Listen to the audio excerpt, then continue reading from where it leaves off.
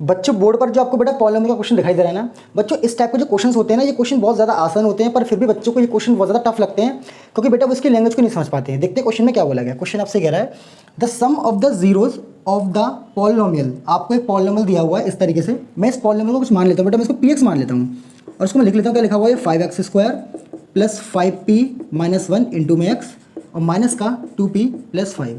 Question में क्या बोला गया कि इसके जो जीरोस का जो सम है is same as the 1/4 of their product. मतलब कि इसके जो जीरोज हैं, मतलब देखो इनके जीरोस तो पता नहीं बेटा, मैं इसके जीरोस को एक को अल्फा मान लेता हूँ और एक को मैं बीटा मान लेता हूँ। तो वो कह रहा है कि जो जीरोस का जो सम है वो किसके बराबर है? वो बराबर है 1/4 ऑफ देयर प्रोडक्ट।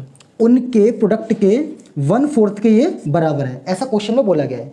आपको बेटा पता है, आप जानते हैं अल्फा प्लस बीटा क्या होता है? माइनस का b/a ये होता है। यहाँ पे लिखा है 1/4 इंटू अल्फा बीटा आपका होता है c/a। इसी चीज़ का यूज़ करेंगे क्योंकि ये चीज़ हमें बेटा क्वेश्चन के अंदर गिवन है। ये चीज़ क्या है? क्वेश्चन के अंदर हमें गिवन है। अब देखिए बेटा, ए से तो ए कट जाएगा, ये अब ध्यान से देखिएगा बिल्कुल बेटा। माइनस बी की वैल्यू कितनी दी है इसमें? 5p माइनस 1, क्योंकि एक्स के संग जो कुछ भी होता है वो आपका b होता है। तो कितना हो जाएगा? 5p माइनस का 1 इज इक्वल्स टू 1/4 इंटू सी क्या होता है? कॉन्स्टेंट टर्म कितना है? माइनस साइन के संग।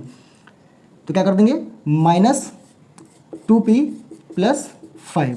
अब देखिए बेटा, ये माइनस यहाँ लगा हुआ है, ये माइनस यहाँ लगा, इस माइनस से साइन कट जाएगा। कितना हो जाएगा आपका? 5p minus 1 is equals to कितना हो जाएगा? 2p प्लस 5 और अपॉन में 4। इस 4 को इधर क्रॉस मल्टीप्लाई कर दो तो कितना हो जाएगा? देखिए बेटा, 4 5 से 20, तो 20p माइनस का 4 is equals to 2p plus 5। इस p को इधर लाएंगे तो देखो, 2p को इधर लाएंगे तो कितना हो जाएगा? 18p, और इसको इधर भेज देंगे तो प्लस हो जाएगा, तो आपको हो जाएगा 9। 9 1 9, 9 2 18। तो यहाँ से p की वैल्यू कितनी आ जाएगी बेटा? 1/2 निकल के आ जाएगी।